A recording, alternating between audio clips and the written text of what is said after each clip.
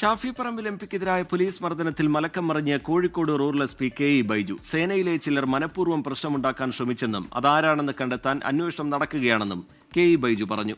Shafi പറമ്പിലിനെതിരായ police നടപടിയിൽ ഉദ്യോഗസ്ഥർക്കെതിരെ നടപടി സ്വീകരിക്കുന്നതുവരെ സമരം തുടരാനാണ് DCCയുടെ തീരുമാനം. പേരാമ്പ്രയിൽ ലാത്തിചാർജ് നടന്നിട്ടില്ലെന്നും ഷാഫി പറമ്പിൽ എംപിയെ പുറകിൽ നിന്ന് ലാത്തി കൊണ്ട് അടിച്ചെന്നുമാണ് കോഴിക്കോട് റൂറൽ എസ്.പി.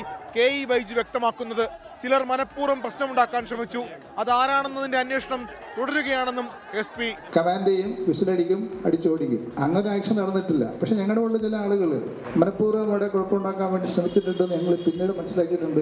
അത് ഞങ്ങളിപ്പോൾ AI ടൂളൊക്കെ ഉപയോഗിച്ചിട്ട് ആരാണെന്ന് കണ്ടുപിടിക്കാൻ ആയിക്കൊണ്ടിരിക്കുക. പോലീസിന്റേത് സ്വാഭാവിക നടപടിയെന്ന് ചൂണ്ടിക്കാട്ടി LDF പ്രതിരോധം സൃഷ്ടിക്കുമ്പോഴാണ് SP-യുടെ പ്രതികരണം. നടപടി സ്വീകരിക്കുന്നതുവരെ പ്രതിഷേധം സംഘടിപ്പിക്കുമെന്ന് DCC president advocate K. Praveen Kumar. ഇതിന് കുറ്റക്കാരായ ഉദ്യോഗസ്ഥരെ സസ്പെൻഡ് ചെയ്ത് അന്വേഷണം പ്രഖ്യാപിക്കുന്നതുവരെ സമരവുമായി UDF മുന്നോട്ട് പോകും. MPയാണ് പ്രശ്നം സൃഷ്ടിച്ചതെന്ന നിലപാടിൽ ഉറച്ചു നിൽക്കുകയാണ് CPIM. പേരാമ്പ്രയിൽ ഈ മാസം 14-ന് രാഷ്ട്രീയ വിശദീകരണ യോഗം സംഘടിപ്പിക്കും. പരിക്കേറ്റ് കോഴിക്കോട് ബേബി മെമ്മോറിയൽ ആശുപത്രിയിൽ കഴിയുന്ന ഷാഫി പറമ്പിൽ MP ശസ്ത്രക്രിയയ്ക്ക് ശേഷം നിരീക്ഷണത്തിൽ തുടരുകയാണ്. 24 കോഴിക്കോട്. ലോകത്തെവിടെയായാലും ഏത് സമയത്തും 24 വാർത്തകളും ഓഗ്മെന്റഡ് റിയാലിറ്റി പാക്കേജുകളും എക്സ്പ്ലെയിനറുകളും വിശദമായി കാണാൻ ഞങ്ങളുടെ YouTube ചാനൽ നിങ്ങൾക്ക് സബ്സ്ക്രൈബ് ചെയ്യാം.